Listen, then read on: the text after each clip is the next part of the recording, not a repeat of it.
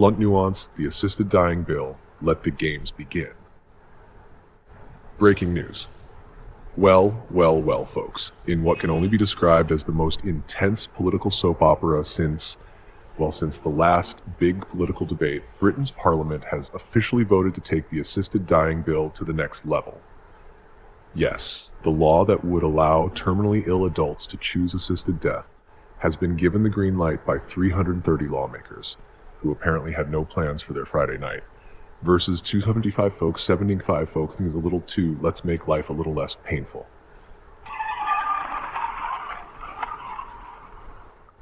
The bill, aka Terminally Ill Adults End of Life, is aiming to give adults who are terminally ill and have 6 months or less to live the choice to, not suffer through the whole thing. A truly historical step towards what could be one of the most socially controversial shifts in Britain's history. Think Brexit, but with a darker twist, pun intended. The plot thickens.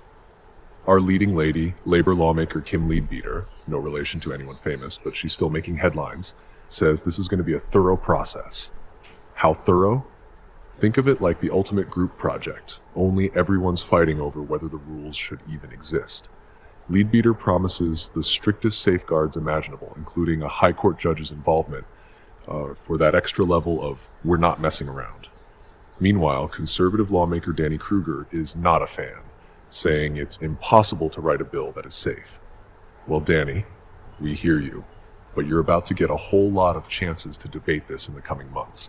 Think of it as Survivor Lawmaker Edition, except everyone's getting paid in lifetime pensions rather than immunity idols.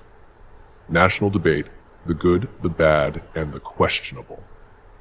So, what's the national vibe on this? A lot of strong opinions. Former prime ministers, faith leaders, judges, and even your aunt who never misses a BBC News special are weighing in. And let's be clear, this isn't just a few angry tweets. This is like a family reunion of opinions, where everyone brings a side dish of you'll regret this. We've got David Lammy, the foreign minister, throwing in his 2 cents about how politics should be about extending life, not shortening it. Fair enough, David. And then we have Rishi Sunak, former prime minister, who's still bitter about the Labour win, don't we all? Supporting the bill because he just wants everyone to stop suffering already. But here's where the plot really picks up. While all this is happening, passionate supporters are gathered outside Parliament, clutching their phones for the final vote tally like it's the season finale of Game of Thrones. Cue the happy tears as people cheer, cry, and exchange hugs. Liz Reed, a supporter, wiped away a tear and said, "I am absolutely delighted, but obviously extremely emotional." Yes, Liz, we get it. We're emotional too. It's like a redemption arc, but with fewer dragons and more legal jargon. And so it begins.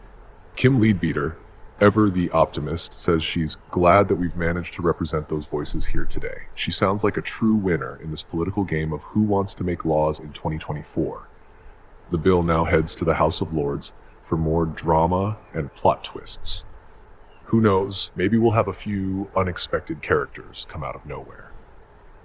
Stay tuned. The show's far from over, and something tells us the next few months will be filled with plenty of twists, turns, and debates that could give any binge-worthy drama a run for its money.